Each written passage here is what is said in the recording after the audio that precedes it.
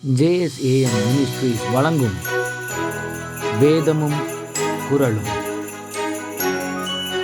இன்றைய வேதவசனம்: நீ இடைவிடாமல் ஆராதிக்கிற உன் தேவன் உன்னை தப்புவிப்பார்.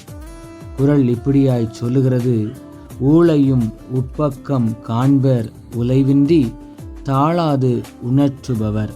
இதனுடைய விளக்கம் என்னவெனில், மனம் தளராமல் இடைவிடாது முயற்சி செய்பவர் விதியையும் புறமுதுகு காட்ட காண்பர். வேதவசனம் இவ்விதமாய் சொல்லுகிறது: நன்மை செய்கிறதில் சோர்ந்து போகாமல் இருப்போமாக. நாம் தளர்ந்து போகாதிருந்தால் ஏற்ற காலத்தில் அறுப்போம். சிந்தனைக்கு: இப்போதும் நீ உன் தேவனிடத்தில் திரும்பு. தயவையும் நியாயத்தையும் கைக்கொண்டு இடைவிடாமல் உன் தேவனை நம்பிக்கொண்டிரு. ஜெபிப்போம். இரக்கமுள்ள பிதாவே, இந்த நாளுக்காக உமக்கு நன்றி. நாங்கள் இடைவிடாமல் உம்மை இறுக பிடித்து கொண்டு நன்மையான காரியங்களை செய்து ஜெயமுள்ள வாழ்க்கை வாழவும், சோர்ந்து போகாமல் உம்மில் உறுதியாயிருந்து நன்மையை சுதந்தரிக்கவும் எங்களுக்கு கிருபை தாரும். இயேசுவின் நாமத்தில் பிதாவே, ஆமேன்.